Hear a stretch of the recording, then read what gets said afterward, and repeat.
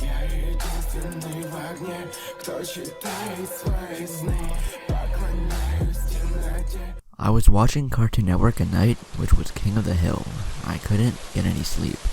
I was surfing through the guide, and a regular show showed up at 3 in the morning. I was confused. They wouldn't air that in the middle of the night. So a commercial came on, and it was announcing a special regular show episode about to come on. King of the Hill was going off, and it now says, "Now for our special episode." The opening had a very poor sound quality, and the title card said Maniac Mordecai, or something like that. Usually whenever him and Rigby are with Margaret, Mordecai gets really serious around her, and he doesn't like it when Rigby makes jokes about her. So it opened up at the coffee shop. The duo were sitting down watching some horror movie on TV while waiting for their coffees to be served. Rigby faces Mordecai and asked, "So are y'all going to make out?" The Blue Jay was getting more irritated by this, and so he picks up Rigby and threw him across the room. The raccoon hits the wall and broke his back. "God damn it, you broke my back, son of a bitch!" I cringed at this scene because they usually don't swear in that show. Rigby wanders off crying, which left Mordecai there. Margaret walks up with 2 cups of coffee and asks, "What's wrong with him?" "He's a crybaby sometimes," Mordecai replied. So Mordecai drank both cups of coffee and wanders off in the night. The next morning rose and all the characters were their normal selves. Benson was giving out orders. "Mordecai and Rigby, you will be hammering the tents up for our special guests." Like usual, Mordecai and Rigby both let out a moan. "Why do we always have to do the boring stuff?" Mordecai asked. "Well, that will get you to work instead of playing video games and slacking off. So if I come back and don't see the tent set up, you'll be fired." So they went off to work on the tent. Mordecai grabs a sledgehammer and stakes while Rigby was setting up the tent. "Want to drive around?" Mordecai asked Rigby. "Yeah, this sucks." So they got in their golf cart and drove around instead of doing their work. Benson walks out of the house with a clipboard. He saw Mordecai and Rigby slacking off. The gumballs in his head turned red like usual whenever he gets angry. "Mordecai, Rigby!" They stopped when they heard Benson.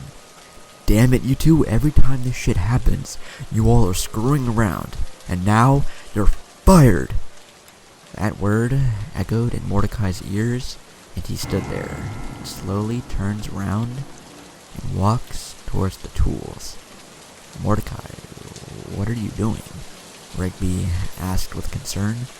The Blue Jay speaks with a serious tone, like he was ready to hurt someone. "It's something I've been waiting to do." He picks up the hammer and walks towards the gumball machine and stood in front of them to look taller and more intimidating. "Say that word again," Mordecai said. "You're fired," Benson responded. This is where it gets disturbing.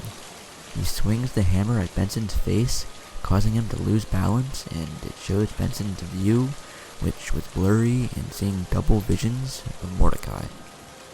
All the characters stopped what they were doing and watched in horror as Benson was lying on the ground, covering his face, and as he removes his hands from his face, a big crack on his glass face was showing. Mordecai grabs him by the neck and pins him into the grass and began smashing him with the hammer. The glass shatters into a million pieces, and all the remains spilled out. What was even worse was the gumballs were replaced with blood. Real blood. "Mordecai, what have you done?" Rigby screamed in fear. The Blue Jay throws the hammer into the bushes, and he walks into the garage and finds a machete that was in a sheath and takes it out of it. Rigby curls up into a ball in fear as he sees Mordecai approaching him from a far distance, holding a machete. "Mordecai, I'm sorry about what I said about Margaret. Please don't hurt me." Rigby began crying as Mordecai was giving an evil grin, and he slowly lifts his arm off the ground and whispers in his ear, "You are not forgiven." With that, he thrusts the blade into his back as he screams in pain. Blood was pouring out of the wound while the blue jay reached his hand inside the wound and ripped out his lungs. The raccoon was dead. I couldn't believe that this was happening. I wanted to shut off the TV, but I was too afraid to turn it off, so I had to endure watching it. It shows Mordecai holding the lungs, and he crushes them with his bare hands. Pops, Muscleman, and Skips went in the house, locked the doors, and grabbed their weapons. Pops began crying. What has Mordecai done?" Muscleman was holding a shotgun and went out and saw nothing. It was midnight black outside and a little windy. The blue jay appears behind him with an axe, and right as Muscleman turns around, he swung at his head and whacked right off. It shows his head flying and bounces into the unknown. The bird turns around with bloodshot eyes and chops the door down. Pops began to hyperventilate in extreme fear and shock as he heard footsteps getting louder. He swings the axe at the door and hacks it down with one hit. I thought to myself, wow, this bird must be really strong. Mordecai stood up as Pops was crying. "Mordecai, what's going on? Tell me, what's wrong?" He drops the bloody axe and walks over to Pops and grabs him by the neck as he was screaming and kicking to break away from his grip. The blue jay walks downstairs with Pops in his hand. He finds a sawmill, and this part haunts me forever. He turns it on and dunks Pop's face into the blade as blood smeared all over the walls. Seriously, why would JG ever make this stuff? Mordecai lets out a deep, evil chuckle as he wrote his name in Pops' blood. I remember seeing Pops' face, sawed in half and bloodied.